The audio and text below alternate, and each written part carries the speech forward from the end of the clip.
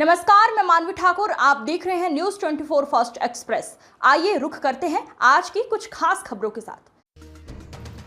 Saharanpur UP body building and fitness association UP BBFA की अनैतिक गतिविधियों के कारण रजिस्ट्रेशन निरस्त सहारनपुर में एक प्रेस कॉन्फ्रेंस आयोजित की गई, जिसमें गौरव कपिल ने बताया कि एक ही नाम से चल रही दो समिति, जबकि सहारनपुर में जो समिति अब बॉडी बिल्डिंग एसोसिएशन के नाम से चल रही हैं वह फर्जी हैं। गौरव कपिल ने संस्थापक गंभीर आरोप लगाते हुए बताया कि उनके द्वारा लगातार इस संस्था के खिलाफ आवाज उठाई जा रही है और CBI के द्वारा संस्था की जांच करते हुए मुकदमा भी दर्ज हुआ है।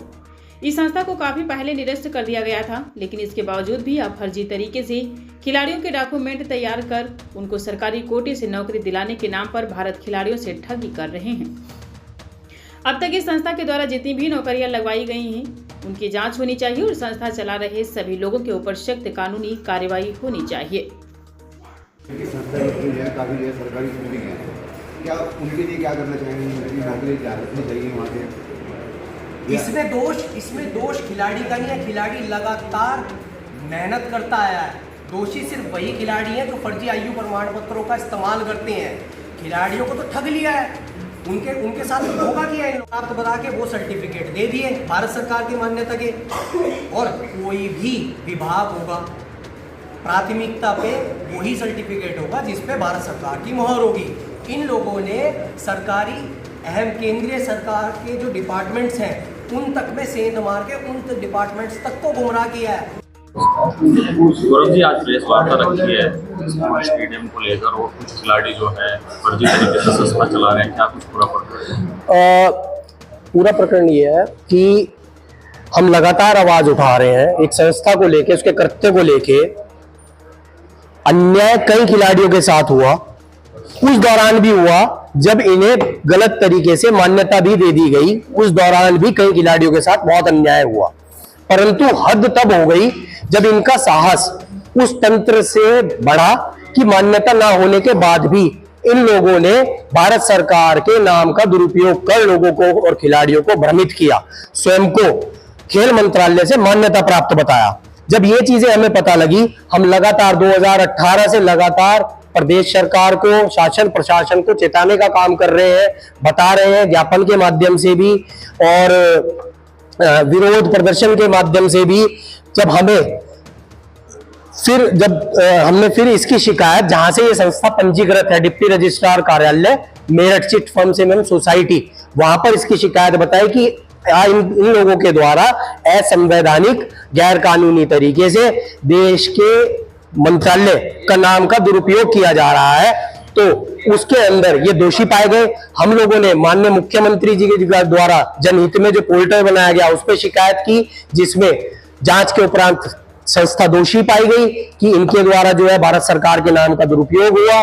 वही डिप्टी रजिस्ट्रार कार्यालय में ये पूरी तरीके से असमर्थ रहे अपने आप को ये बताने में कि हमारे द्वारा इस तरीके के कार्य नहीं किए गए असंवैधानिक, जिसके उपरांत मैं धन्यवाद देता हूं डिप्टी रजिस्ट्रार महोदय का। इन लोगों का इतना बड़ा तंत्र होने के बाद उन्होंने इतने साहस के साथ न्याय किया और यह सत्य की जीत हुई।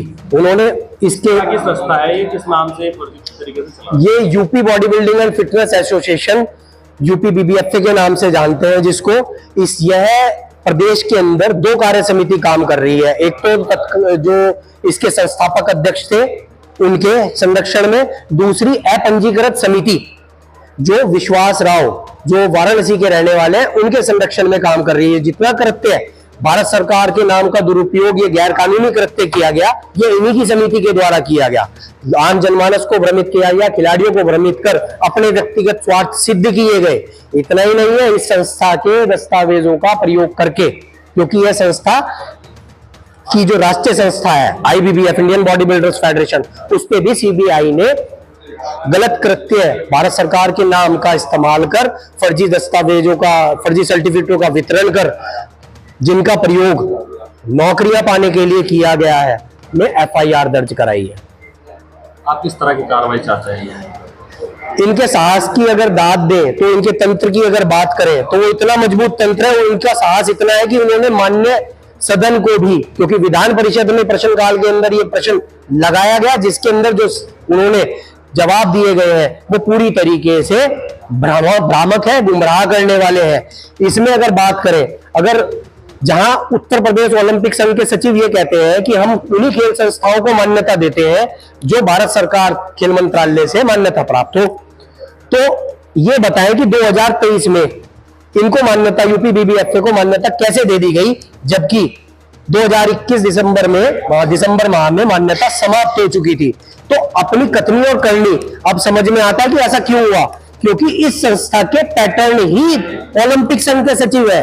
तो आप ऐसे लोगों से कैसे खेल जगत में न्याय की उम्मीद कर सकते हैं? कैसे पात्र खिलाड़ियों तक जो भारत सरकार की नीतियां हैं पहुंचाने की उम्मीद कर सकते हैं कि वो उस पात्र खिलाड़ियों तक पहुंचेंगी, जब तंत्र में ऐसे लोग बैठे हुए हैं जो शुरू से चलते हैं? अगर ये लोग मौजूद थे तभी तो इन लोगों का साहस इतना हुआ कि इतना बड़ा स्कैम देश के अंदर कर दिया। उन्हीं सर्टिफिकेट्स के आधार पर प्रमोशन हुए हैं, उन्हीं सर्टिफिकेट्स के आधार पर इंक्रीमेंट हुए हैं, उन्हीं सर्टिफिकेट्स के आधार पर अर्जुन अवार्ड भी दे दिया गया।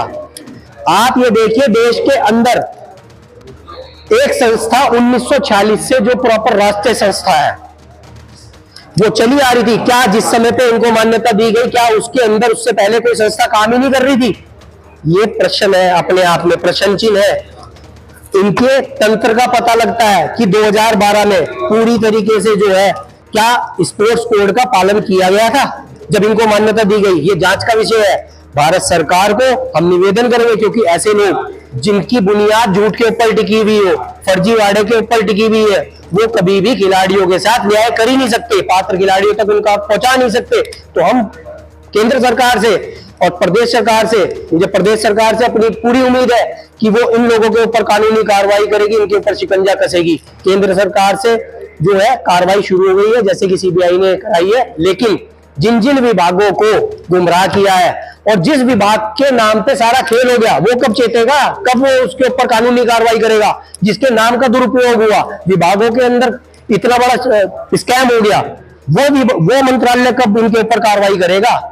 कुछ समय पहले आप भी इसी UP body building fitness association में थे, आप अध्यक्ष पद पे थे, किस पद पे थे? फिर उसके बाद क्या चीज हुई जो आपको ये छोड़ना पड़ा? मैं इस संस्था, क्योंकि ऐसा नहीं कि मैं इस संस्था से नहीं खेला हूं, जीता हूं, परंतु जब व्यवहार और कृत्य सामने आने लग जाए, खिलाड़ी हूं, चिंता करूंगा इस चीज की। खाली मेरी जिम्मेदारी ये नहीं है कि मैं खेला, मेरा काम हो गया और मैं निकल के चल दूं। आने वाली पीढ़ी की भी जिम्मेदारी हम लोगों की बनती है, नहीं तो हम सीनियर कैसे? आप ये बताइए, 10 साल में एक पीढ़ी, नई पीढ़ी आ जाती है स्पोर्ट्स के अंदर। हम लोगों भी उन चीजों को देखते हैं, उन प्रताड़नाओं को, उन चीजों को हमने बर्दाश्त किया, चीजें समझ में आई कि तंत्र कहां से चल रहा है। हमने फिर उसके बाद प्रॉपर विरोध करना शुरू करा। पहले हमने इन लोगों से अपील ये की कि चीजें ठीक की जाए। इतना ही नहीं है, जब इसकी गहन जांच होगी, इसकी जांच कराएं, जांच में अपने आप दूध का दूध और पानी का पानी हो जाएगा। आगे की अपडेट पाने के लिए बने रहिए न्यूज़ 24 फास्ट एक्सप्रेस के साथ।